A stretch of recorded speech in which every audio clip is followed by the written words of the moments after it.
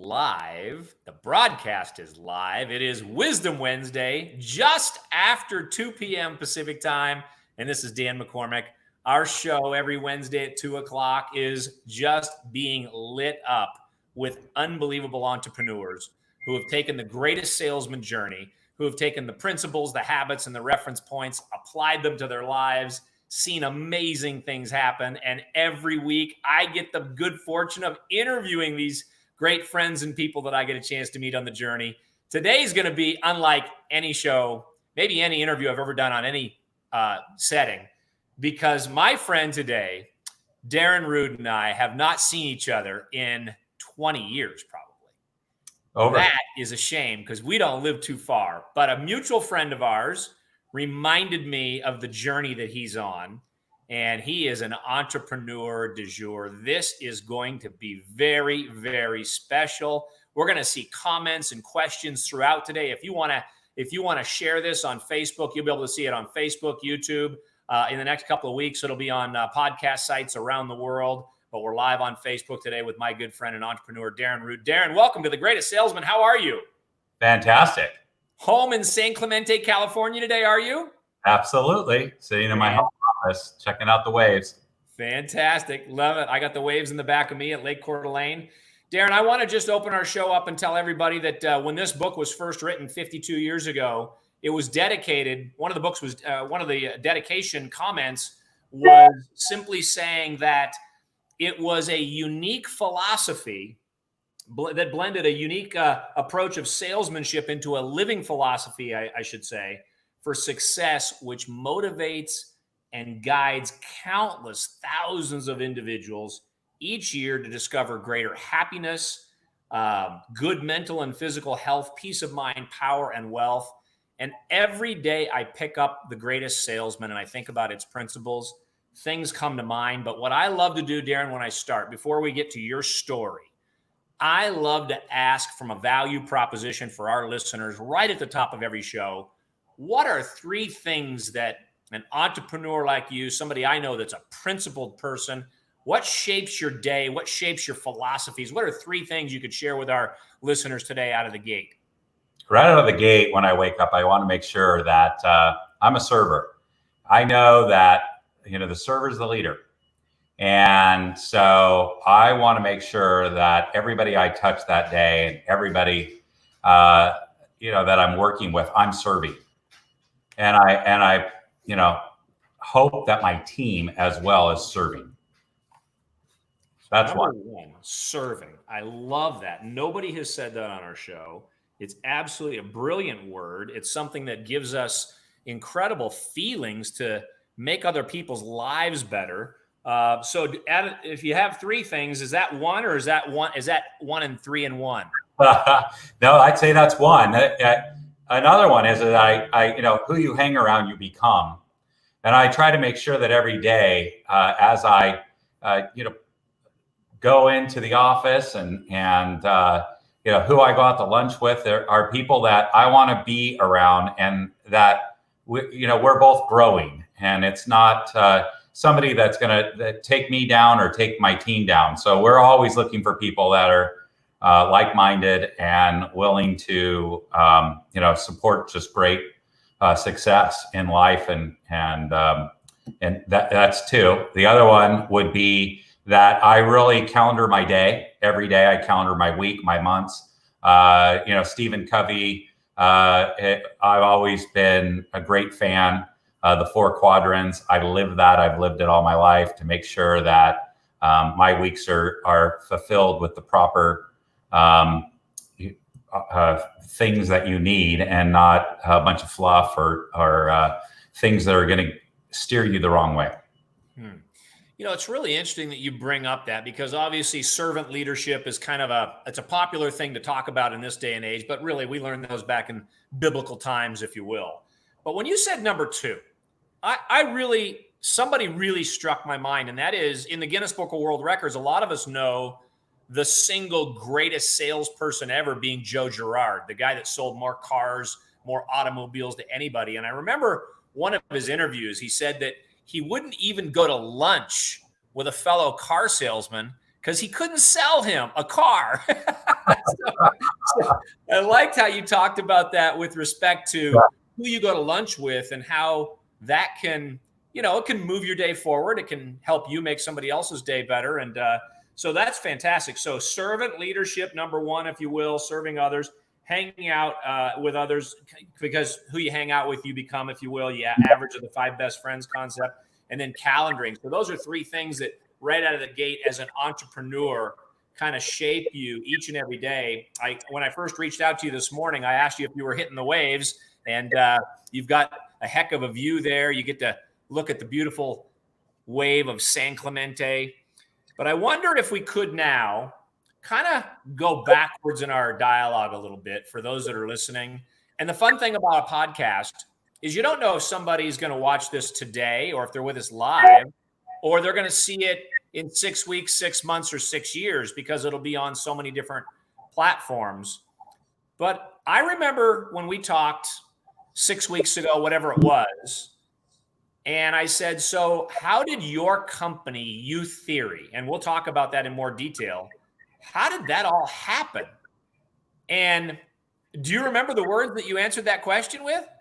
I don't think I did. Not the words. What did I say? You said, well, it all started with Augmandino. Yeah, Augmandino. So talk to us about that journey.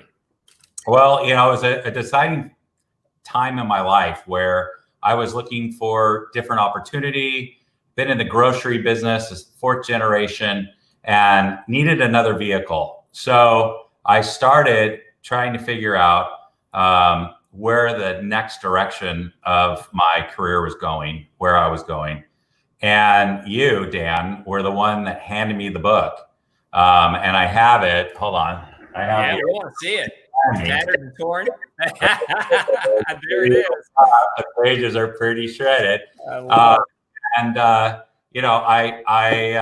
got a hold of it, and I remember you telling me that most people don't finish this book. They get into it. They get into a couple of months, maybe 1 month, and they cannot develop a ritual of morning, noon, and night.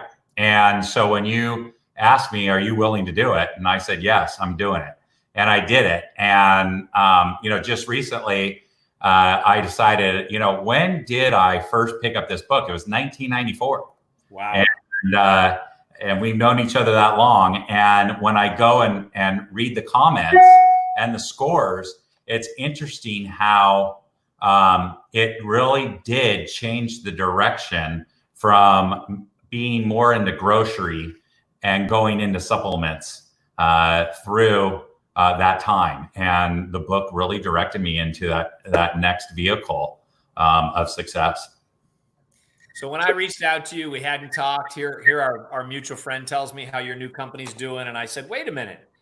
I've been in Costco. I've bought that. I've bought those products. And so talk to us about how you transitioned from the grocery business to the supplement business. And I believe if it's safe to say that your supplement company is a company that is only sold on retail shelves. Is that right? And or your website, youtheory.com? Correct. I mean, you can get it at any, iHerb and Amazon.com and Youtheory.com. It's all in all the retailers, and of course, the most famous retailer and the one that's growing the fastest right now is Costco, and we are one of the biggest brands in Costco, and so exciting to be the biggest brand. But we're also in Sam's, Walgreens, Walmart. And CVS and all your natural retailers, Sprouts, GNC, Vitamin Shop, Vitamin World. So what happened was I was selling in the pickle aisle peppers, pepperoncini, jalapenos, relish, and I was in a Sprouts, and they started showing me how the supplement aisle was taking over the pickle aisle. And I literally said, what's in that? And they said, food. And I said, well, I can make food. And then they took a bottle of my pickles and they put it up next to a bottle of supplements and said, look, it's the same size, but I make about $10 more a bottle in my retail store. And I went, wow, I got to check into this. Well, at the time, the only supplements that were really on the market were MLM, network marketing. And so I started looking into, where they were manufactured and what was the success. The success in 1994 was network marketing. So it was hard to get any manufacturer to sell to retailers because all the manufacturers said, no, the money's in MLM, which is really still true today. It's the biggest sector of supplements. And, with COVID, by the way, I believe it's the easiest way to get somebody on a supplement is word of mouth. Yeah. So we meet in the direct sales industry. 1994, I give you this book. You go ahead and you figure out how are you going to get a product in. If I recall our conversation earlier, you're kind of saying, okay, where is the ball? Where is the Wayne Gretzky, right? Where is the puck going? Not where is it the puck? And so you see this opening, if you will. Okay, I've got the pickle opportunity, or I've got the supplement opportunity. If I'm XYZ retailer that wants to carry supplements, I can make more money in the supplement space. And so you had the idea of making a product, I believe, that targets inflammation.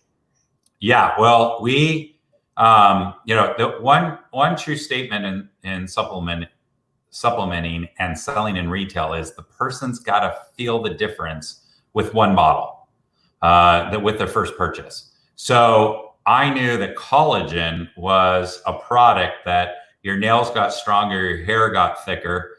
You could see a difference. And so I started with collagen. And collagen, really what I had to do was go door to door, go store to store. And I had all the relationships. So I started telling them, put 3 bottles on your shelf, get 3 of your customers to try it. If they don't like it, give it back. I'll give you a refund. And that's how it started. Collagen took off, of course, and became a staple ingredient in the retail side. And then had a long-standing relationship in India with Dr. Muhammad Majid. Yeah. I wanted to go after turmeric because I knew turmeric was the inflammation supplement that is just amazing, and you can feel the difference, and it works. So Dr. Majid is the #1 farmer in India. So I contacted him from way back. We had known him. Dan, you and I have known him for over 20 years. And I said, hey, how would you like to go in business with each other and team up and start, and sell more bottles than anybody in the world? And he said, I trust you could do that. Let's do it together. We signed an agreement, did it, and we are the #1 manufacturer and farmer. I'm the #1 bottler. He's the #1 farmer of turmeric in the world. Wow, what a story! So I just got to see if you can answer this question. Okay, you're a private company. I'm guessing you can if you want to. So you start off with 3 bottles on a shelf at XYZ retailer. I'll say it, Sprouts Market.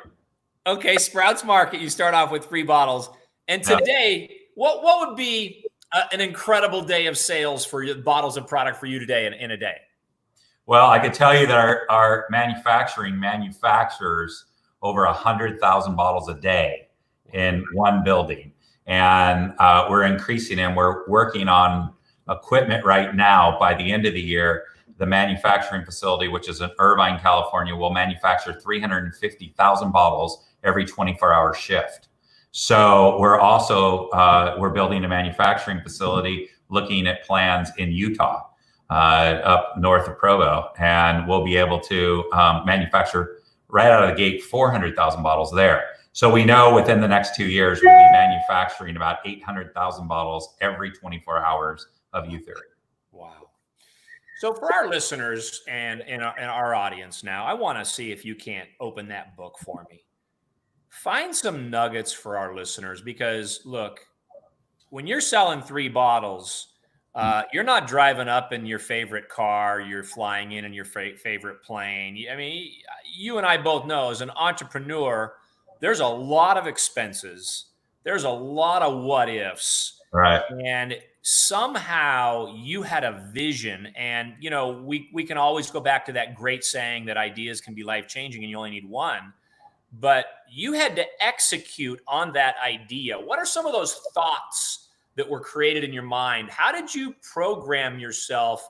Og says you have a 75-to-1 odds of finishing the book, and you did it. I told you those odds. You did it. Take us through some of those things when you think about Og Mandino and how it shaped you. Yeah, one of them is, your enemies. That's one, that you love your enemies, I think about every day as my last. I work every day like it's my last, and make sure that I fulfill it with everything I can. When you love on your enemies, they just don't know what's going on. They are just taken back.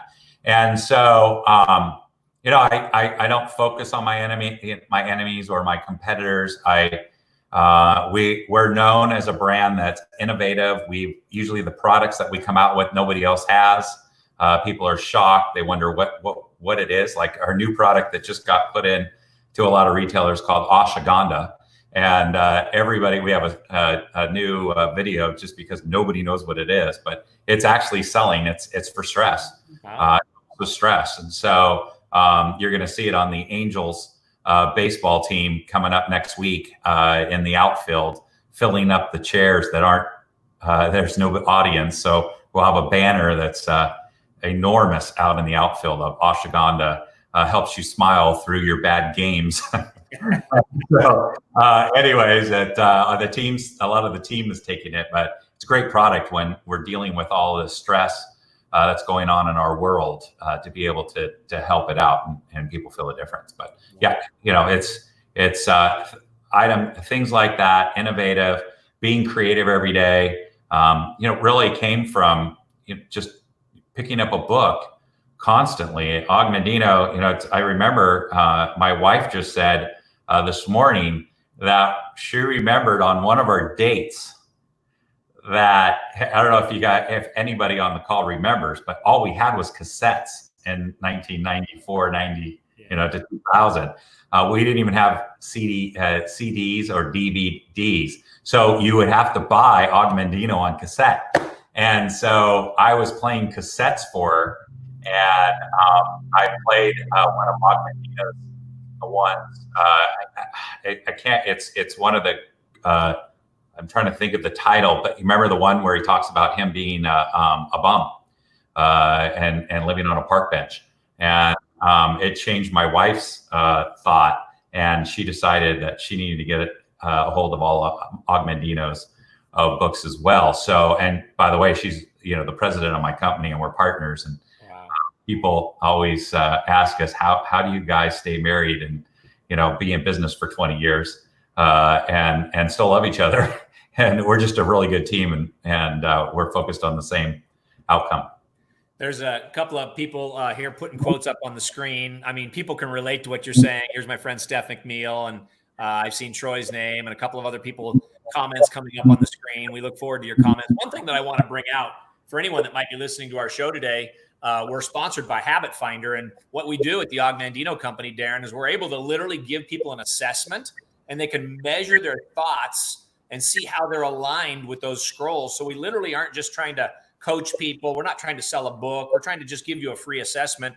And maybe we can see it on the screen, habitfinder.com/act now. And anyone that's watching this at any time can just assess their own mental makeup, if you will, not what you're thinking, but how you're thinking. And I wonder, when you look at your book and you open up these pages, I mean, I have so many different copies. This copy here, I'm sitting here and I'm thinking about when you talked about, loving on your enemies. And I think what Og says in scroll number 2, I will greet this day with love in my heart. I mean, muscle can split a shield and even destroy life, but only the unseen power of love can open the hearts of men and women. Until I master this art, I remain no more than a peddler in the marketplace.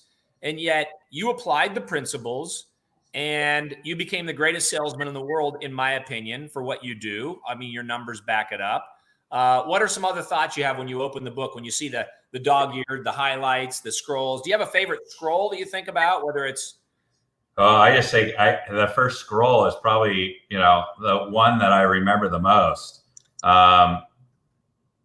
Here. Today I begin a new life was like what you were saying when Og was kind of reliving his own story and being in that alcoholic and living on the bench and going through those tough times and turning the chapter, right? Today I begin a new life is a big deal. Yeah. And, I greet this day with love in my heart. I mean, I say that constantly. I've been saying it, for 20 years. And what's really interesting is it doesn't seem like it came from the book. It's just something in my head.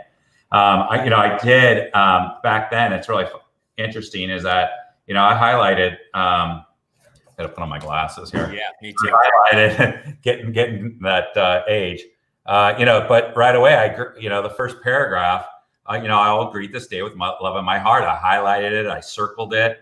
And then it says, I will greet this day with love and I will succeed.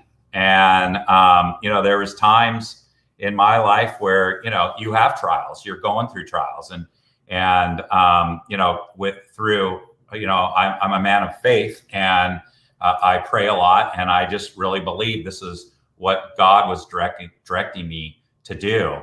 And, we had some big hurdles in our business career. And, when you're in business these days, especially when you're in business in California, you're up against lawsuits constantly. And, our company, people like to, it's sad, but people like to attack companies that are doing well. And through all that, I really believe, God has a hand in this and we'll get through it. And we've gotten through all of them and never lost one of them. And we went through a few with Costco and they were battles. They were, you could be very, very stressed and, you're either in a trial, going through a trial, or coming out of a trial. Yeah. So if you're in happy days, get ready because the trial's coming. And so, we get through them as a team. My full staff, they've seen some major trials happen within our company, and they watch as a leader what you do and how you go through it. And we don't go through it with much agony and stress. We go through it and get to the other side, and we know success is around the corner. So, yeah, I love when you bring that up because scroll number 10, he actually has the Salesman's Prayer, if you will. He opens up the chapter by saying, "Who is of so little faith that in a moment of great disaster or heartbreak has not called to his God?" We've all just said, "Oh my, help me. How did this happen? I didn't do that." Or how could they see that in this? And that is why the principles of this book are so timeless and why we can always turn to it in any scenario. So let's take the attention off of the book concepts for a minute. And let's ask you as an entrepreneur, every time I've tried to reach out to you in the last week, you said, "Hey, I'm just slammed. I'm slammed." And so, we all have a relationship. We might have kids. In my case, it's kids and grandkids. And it's like everybody's got their stuff and their schedule. So one of the popular phrases in the world today is the biohacking. So how does Darrin Rude biohack his day so he gets it all done in a day? Because you want to surf, you want to be with your wife, you want to be with your kids, you want to serve all the people that you have on your team. How many employees do you guys have now? 250. 250 employees that you've got. Either you got people reporting to you and people reporting to people that are reporting. And so how do you structure that day? We talked about serving and calendaring, but how do you fit it all in? Yeah, well, I have an assistant that keeps a calendar for me. She books my appointments, most of the business side, and some personal appointments I'll do on my own. I make sure that my calendar is blocked. We do a lot of traveling right now because of this year and COVID. We would have been around the world 3 times now, literally. We usually start here in Orange County, end up New York, to London, where we have an office, Dubai, where we have an office, and then we'll end up in India, where the farmers, and then through Taiwan, China, Japan, and back home. And we do that 3 times a year. So Patty and I do it together. And so we're not apart. We don't have kids living at home. We're empty nesters and have 7 grandchildren. So lately, our grandchildren have started popping into our lives in the last 2 years, which are taking up more time. What I do on a normal day is I wake up, I do devotionals with my wife, and I focus on learning for the first hour, Wow. exercise, and then get into, I have emails a lot of times, Tuesdays and Thursdays, I will wake up earlier and start working with London office. And then, believe it or not, we have a full day in the Orange County, California office, and then start working on the Orient. And we'll work, we have an office in Japan, I forgot to say that, and a distribution center. So we'll be working out of that office from like 6:30 at night till about 8:30. So we do have full days most of the days, but we're able to, we've learned in the last 5 years that if my wife and I don't escape from time to time, it's overwhelming. So we have another house in Arizona, and we will literally get there, turn everything off for usually Friday, Saturday, Sunday, and come back to work Monday noon now. So we're able to escape and not have the issues. If there's a big issue, we'll get called through, but usually we're not bothered. So it's really nice. So we actually, Dan, we did tell our kids, and we did from 2010, we asked them for 7 years to give us a focus for 7 years, where we went all out as a couple. Kids went to college. We said, while you're in college, give us the 7 years. We're going to build the company, and then we'll have time for you. And we did that, and they gave us that. And it's interesting because after the 7 years, they all got.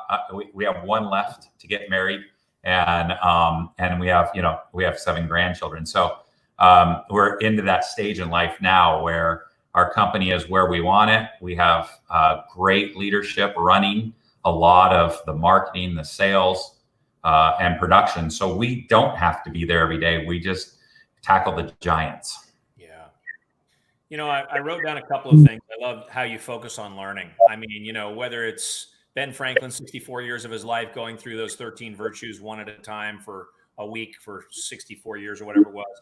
Exercise the mind, exercise the heart, get up and move, do your surfing, whatever your exercise is. And then your mind is really at a higher key. You're ready for work. And Og basically tried to remind us of that 3 times a day, right? You said it at the outset of the show that who's going to take the time to invest in their own mind, their habits, their principles 3 times a day for 10, 12 minutes to look at the scroll, to study the scroll, to reset the mind after every few hours. So, well, I think it's just terrific. I wonder what you would say.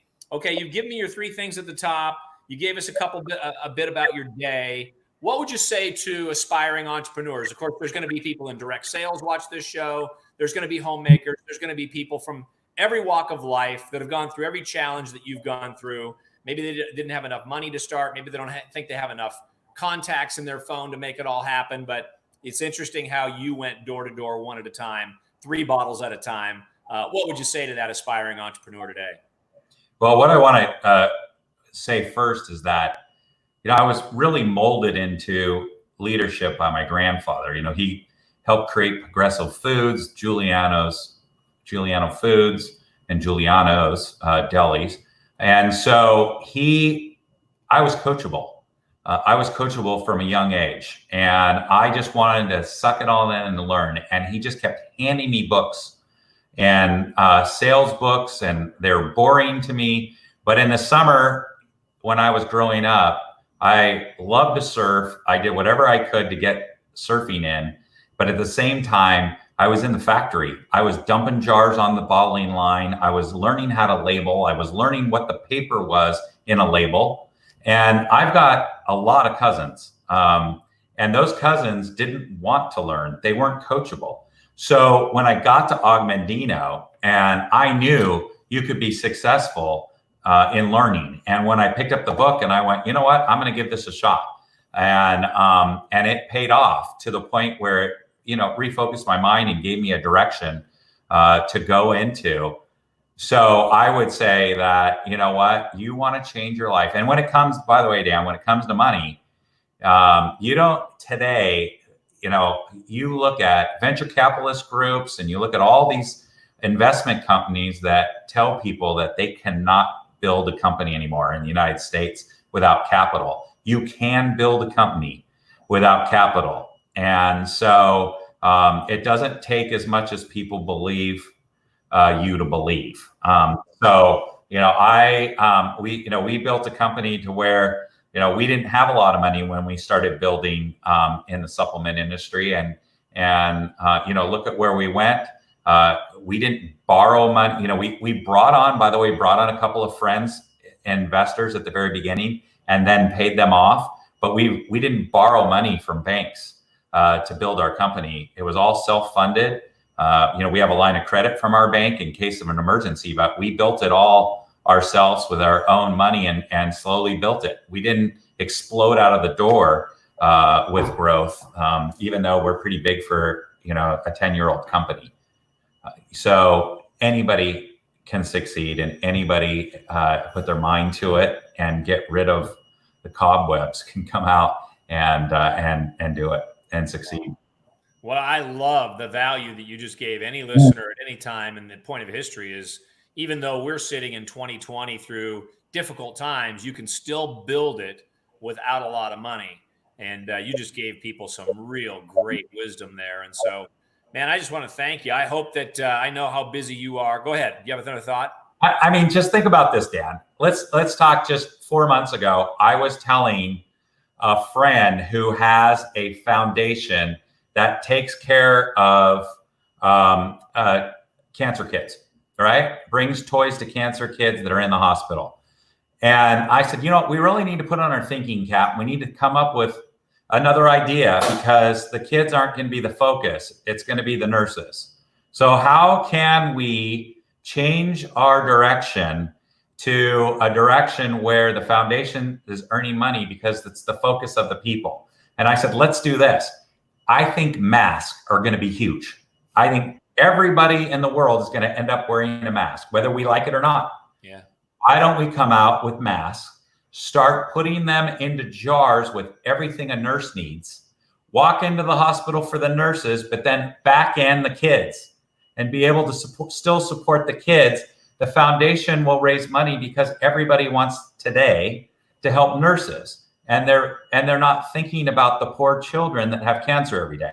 But we need to still focus on the kids. Let's start doing nurse jars instead of kids jars as our focus, but still bring on the kids. Well, it took him like at least a month to hear this. So what I did was I went and made his mask for him and had him stockpiled in my building. And once he said, I want to do this, now we need to make masks. I said, done. Here are the masks. And we started making jars the next day. And people can think of ways to build a business today in a crisis. This is not a crisis for all. This is a crisis for who wants the crisis. And you can go after, like, for instance, with Youtheory, we created Immune Plus. Immune Plus is exploding because it's everything I feel and people feel they need to help with their immune system. And we need that today. And so I thought in January, on January the 5th, by the way, January the 5th, we created Immune Plus and we launched it. And it's become, we can't keep up with it, to tell you the truth. Everybody wants it, needs it, and is consuming it. So anybody right now can start a business if they just think what people need today in a crisis. Man, what you just said there, it's not a crisis unless you choose for it to be a crisis. It is really a time of opportunity. Certainly our hearts are full, but what you really struck with me there is why I have the greatest salesman every week. Because every one of my guests are always aligned with their first three things that they talk about. And what you just said has 100% harmony and alignment with your attitude of being a servant leader and being of service to others. It is just fantastic to have you. I'm just thrilled that we could hook up, and so happy people could join us on The Greatest Salesman, and hopefully we'll get this. And Hyon has given us so many comments here today. Hopefully I said your name right. It's really awesome to have any of our listeners today comment, share. Please like it. Please share it. Like our page on Facebook, YouTube, and you'll see it all in all the other locations on the podcast coming up soon. He is the greatest salesman in the world, the founder, or do you go by founder or co-founder? Founder. Founder of Youtheory. You'll find his products at many, many great stores, including Costco, Amazon, et cetera, et cetera. And Darrin, thank you so much. Continued success with the greatest salesman in the world. Habitfinder.com/act now. You can watch my very short video. It's free to take the assessment. I hope you too can measure your thoughts and decide that you're going to go out and make this the greatest day of your life. He's Darrin Rude, San Clemente, California. I'm Dan McCormick in Coeur d'Alene, Idaho. Have the greatest day of your life. Back next Wednesday, 2 p.m. Pacific time. Bye for now. Bye.